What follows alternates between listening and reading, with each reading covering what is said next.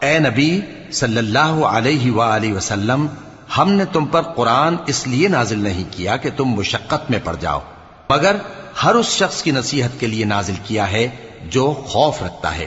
یہ اس ذات کا اتارا ہوا ہے جس نے زمین اور اونچے اونچے آسمان بنائے، یعنی رحمان، جو عرش پر جلوہ افروز ہوا۔ جو کچھ آسمانوں میں ہے اور جو کچھ زمین میں ہے اور جو کچھ ان دونوں کے بیچ میں ہے اور جو کچھ مٹی کے نیچے ہے، سب اسی کا ہے۔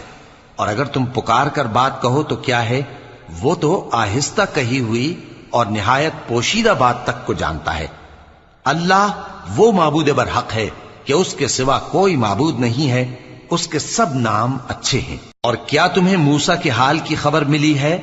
جب انہوں نے آگ دیکھی تو اپنے گھر والوں سے کہا کہ تم یہاں ٹھہرو، میں نے آگ دیکھی ہے، میں وہاں جاتا ہوں، شاید اس میں سے میں تمہارے پاس انگارہ لاؤں۔